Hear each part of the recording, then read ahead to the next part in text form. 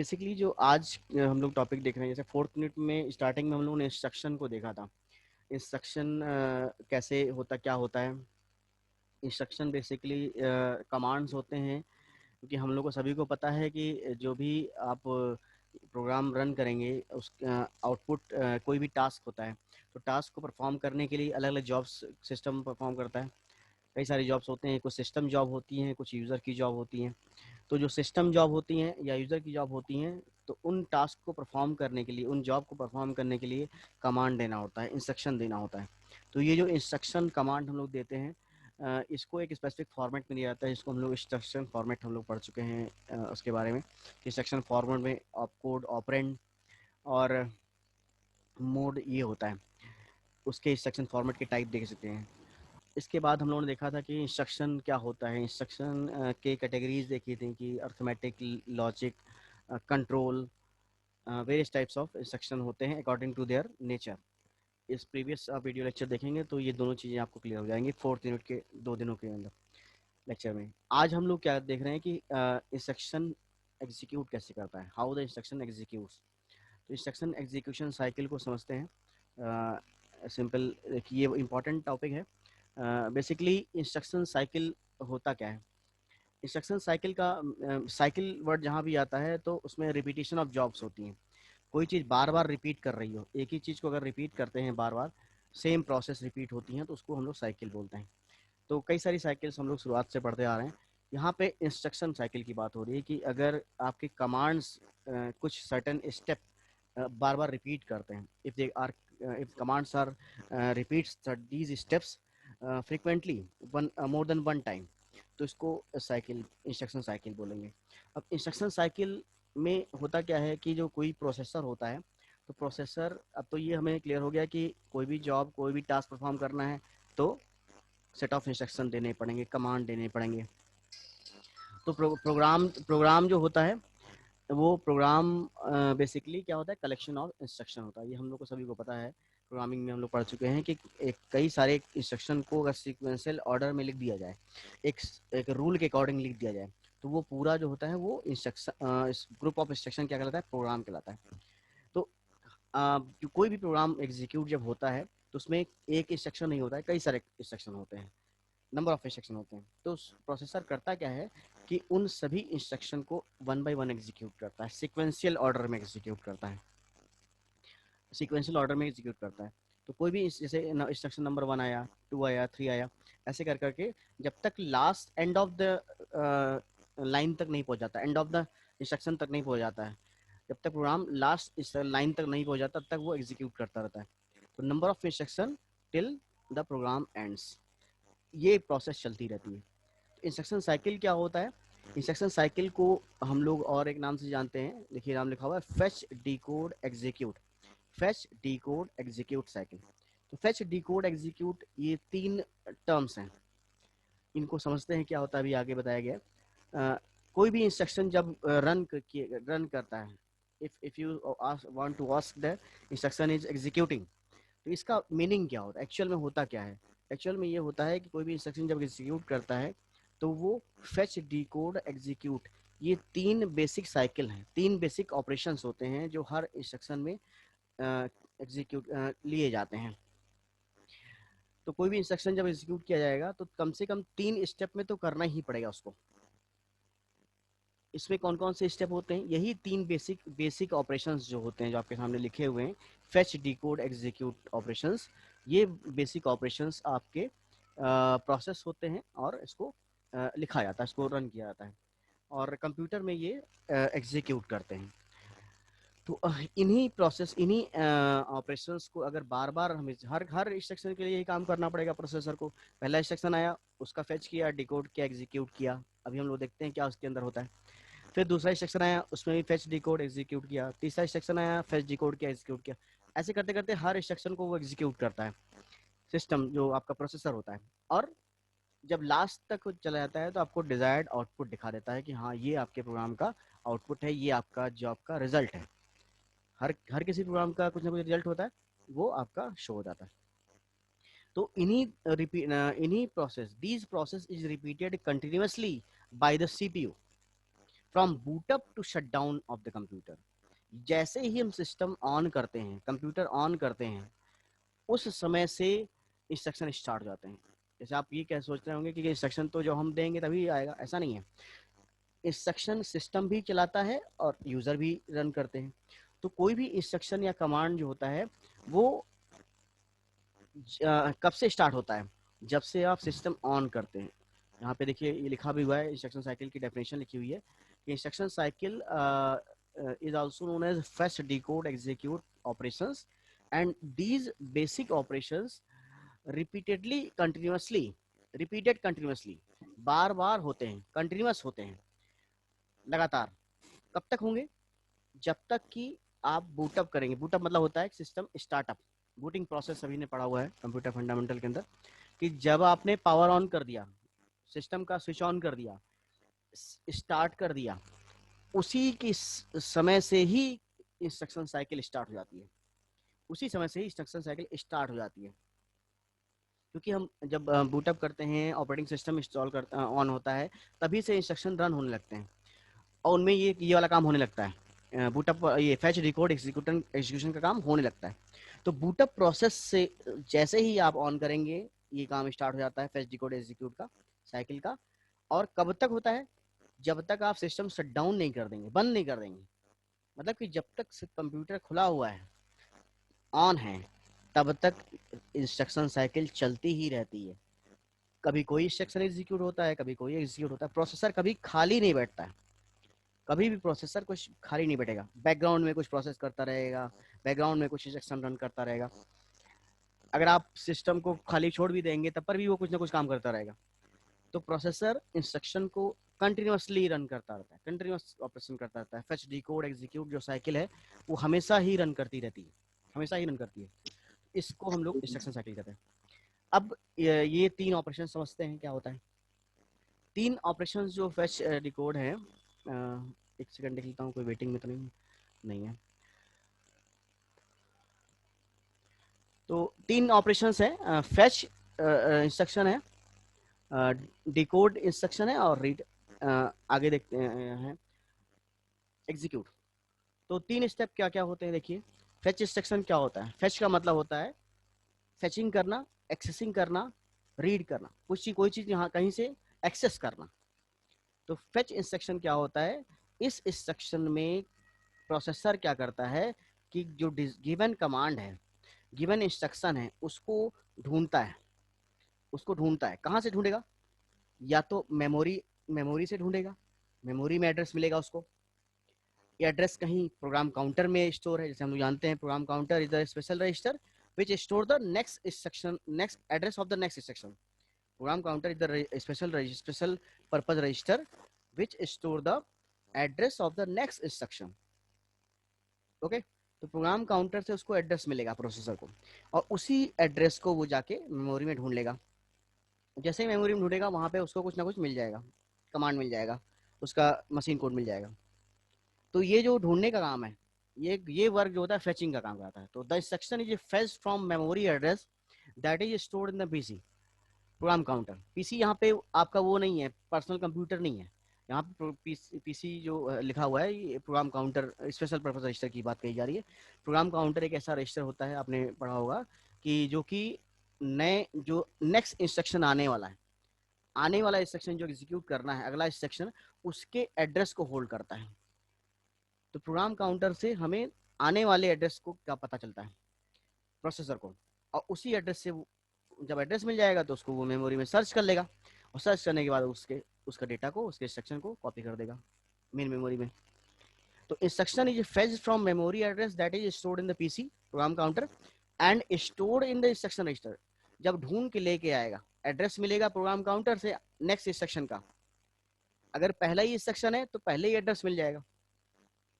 उस एड्रेस को मेमोरी में ढूंढेगा, मेमोरी में उसे कमांड मिलेगा, डेटा मिलेगा। उस कमांड को वो क्या करेगा? जब ले आएगा तो कहीं कहीं रखना पड़ेगा उसको। तो रखने के लिए जब जो ऐसा रजिस्टर जो कि इंस्ट्रक्शन को रखता है, इंस्ट्रक्शन के मशीन कोड को रखता है, उसको क्या कहते हैं? इंस्ट्रक्शन रजिस्टर कहते हैं। ये भी एक स्पेशल पर्पस रजिस्टर है, इसको आईआर बोलते हैं। इंस्ट्रक्शन रजिस्टर क्या है? एक ऐसा स्पेशल पर्पज रजिस्टर है जो कि इस कमांड के डेटा कमांड रखता है। जैसे ऐड है, जैसे मल्टीप्लाई एमयूएल है, जैसे आप सबट्रैक्ट एसयूबी है। तो ये अगर ये कमांड उसको मिलते हैं, इसका एड्रेस मिलता है, तो इनके इसके मशीन कोड को वो मेमोरी से ढूंढ के यहाँ पे रखता है। Okay. At the end of the fetch operation PC is incremented. जब उसने जैसे ये प्रोग्राम काउंटर में उसको मिल गया, हमारे 2001 मिल गया, 2001, तो 2001 क्या है? एक एड्रेस है। ये कौन सा एड्रेस है? जो कि प्रोग्राम का जो इंस्ट्रक्शन एग्जीक्यूट होने जा रहा है उसका एड्रेस है। इस 2001 एड्रेस को मेमोरी में सर्च कर रहा है एग्जांपल के लिए। 2001 एड्रेस में उसको कुछ ना कुछ मिलता है, मान लिया कि ऐड का इंस्ट्रक्शन मिल जाता है। ऐड वाले इंस्ट्रक्शन को कॉपी करेगा मशीन कोड को, और वो कहाँ रख देगा? इंस्ट्रक्शन रजिस्टर में रख देगा, आईआर में रख देगा। इसके बाद क्या होता है? इसके बाद वो क्या करेगा कि भाई अब ये वाला काम तो हो चुका है, प्रोग्राम काउंटर की वैल्यू को इंक्रीमेंट कर देता है, बढ़ा देता है। क्यों बढ़ा देता है? क्योंकि इसके बाद तो जब ये वर्क हो जाएगा तो अगला इंस्ट्रक्शन भी तो एग्जीक्यूट करना है, और प्रोग्राम काउंटर का मतलब यही होता है कि वो आने वाले इंस्ट्रक्शन को के एड्रेस को होल्ड करता है। तो आप क्या करते हैं? प्रोग्राम काउंटर की वैल्यू इंक्रीमेंट कर देते हैं, प्रोसेसर इंक्रीमेंट कर देता है after fetching the instruction of that particular fetch operation.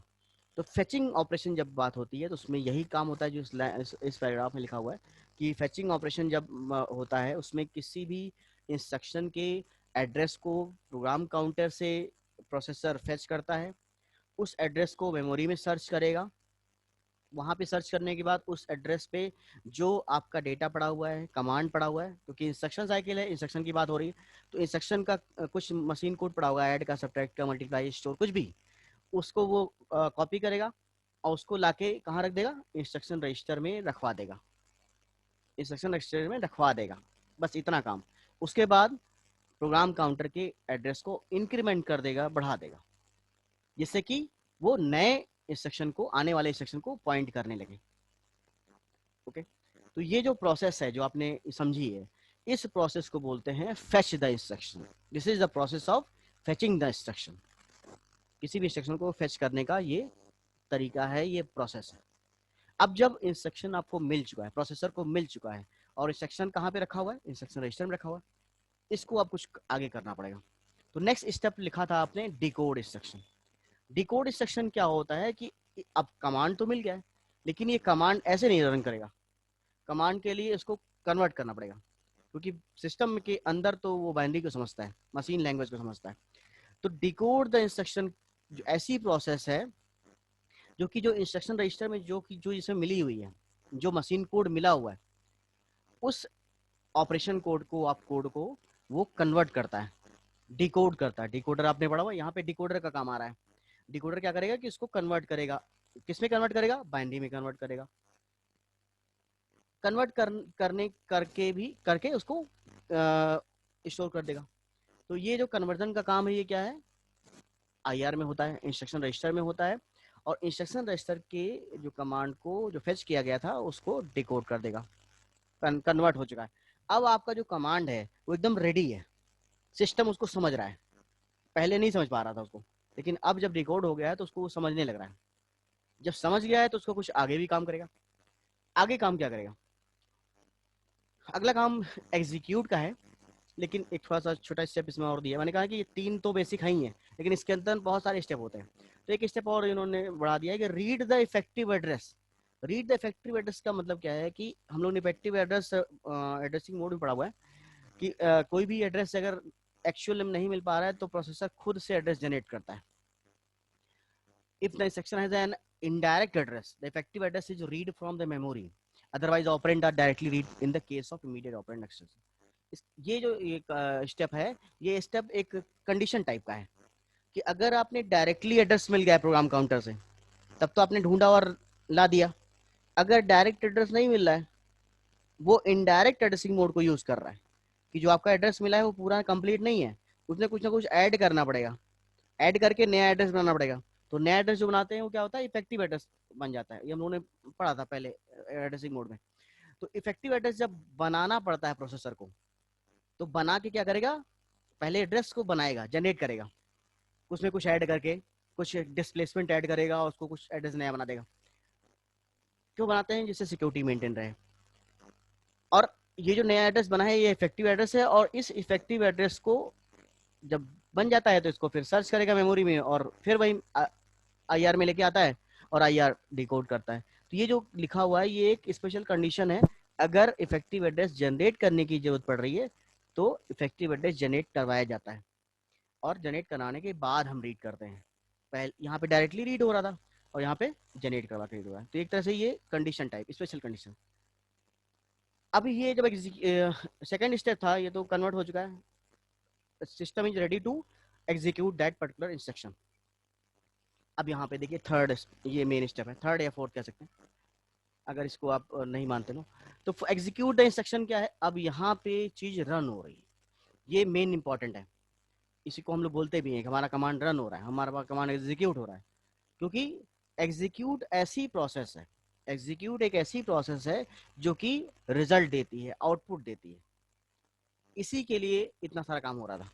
तो एग्जीक्यूट द इंस्ट्रक्शन क्या है कि अब सिस्टम हमारा डिकोड हो, मतलब इंस्ट्रक्शन डिकोड हो चुका है और उसको समझ रहा है। समझने के बाद उसने क्या किया, the control unit passes the information in the form of control signal to the functional unit of the CPU. The result generated is stored in the memory or sent to an output device. ये execution process लिखी हुई है।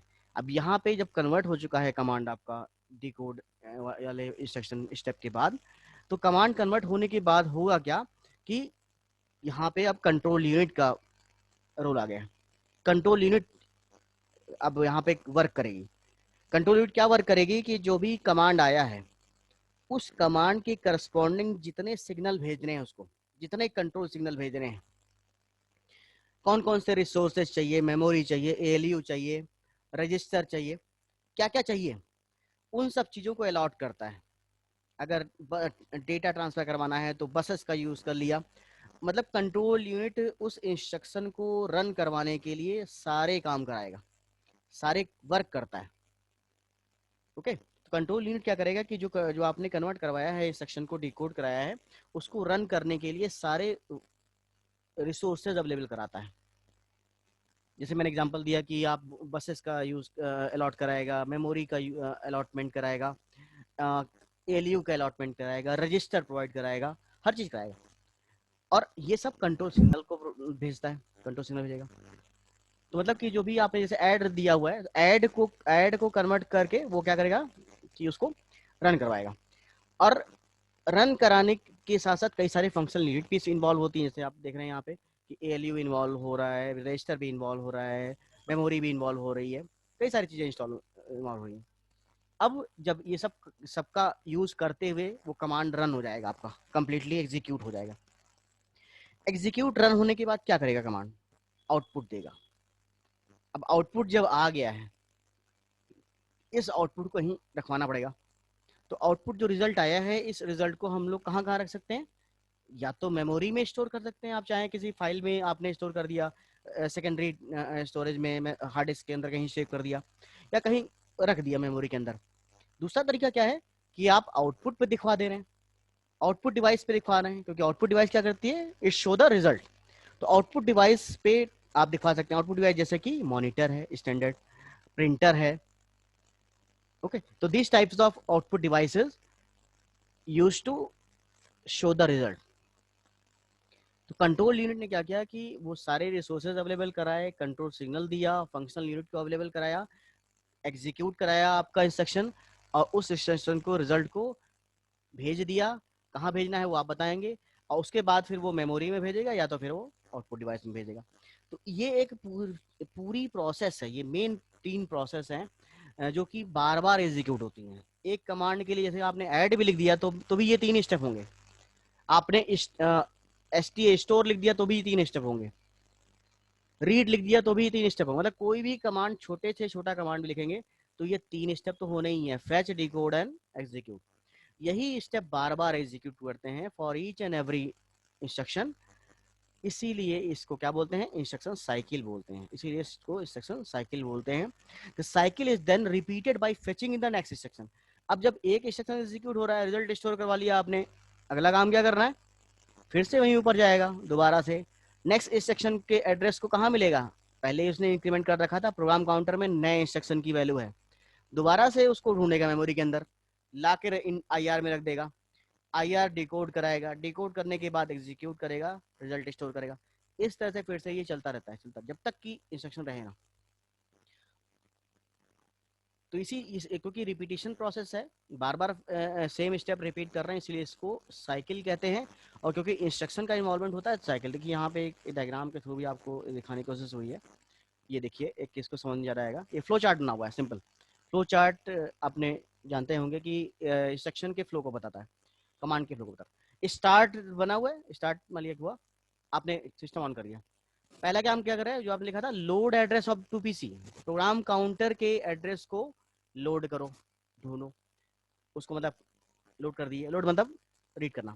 फिर load the contents of the program counter to IR, अब program counter के जो address आपने load किया था उसको मेमोरी से ढूंढ के लेके आओ, और जो भी एड्रेस डेटा मिला हुआ है, इंस्ट्रक्शन मिला हुआ है, उस इंस्ट्रक्शन को कहाँ पे रख दो, IR में रख दो। इसके बाद next step, update the PC to the next instruction, IR में रखवा दिया इंस्ट्रक्शन को, उसी समय तुरंत प्रोग्राम काउंटर की एड्रेस की वैल्यू इंक्रीज कर देंगे, जिससे कि नया नया इंस्ट्रक्शन मिलने लगे। अब जो इंस्ट्रक्शन रखा था उसका क्या करेंगे, डिकोड करेंगे, कन्वर्ट कर देंगे। उसके बाद एग्जीक्यूट इंस्ट्रक्शन करेंगे, एग्जीक्यूट रन करना। एग्जीक्यूट इंस्ट्रक्शन कौन करवाएगा, कंट्रोल यूनिट करवाएगी, जो अलग अलग रिसोर्सेज अवेलेबल कराएगी, मेमोरी है, रजिस्टर है, जो जो जरूरत होगी उसको कराएगा। रन करने के बाद क्या करेगा, फिर इसको हमने क्या करना है कि अगर चेक करना है क्या कोई इंटरप्ट सॉरी कोई भी इंस्ट्रक्शन बचा तो नहीं हुआ है, या कोई और इंटरप्ट आया हो। ये तो रूटीन प्रोसेस, अगर कोई एक्स्ट्रा इंस्ट्रक्शन आ जाता है तो उसको भी यही करता है, इंटरप्ट हम लोग आगे पढ़ेंगे। तो इंटरप्ट अगर आता है तो फिर से वो काम करने लगता है। तो ये साइकिल हमेशा चलती रहती है जब तक कि इंस्ट्रक्शन रहते हैं, और थ्रू आउट द सिस्टम चलती है, जब तक ऑन कर दिया, पावर ऑन करने के बाद शट डाउन करने तक। तो ये एक कंप्लीट इंस्ट्रक्शन साइकिल है जो कि आपको बताया मैंने यहाँ पे।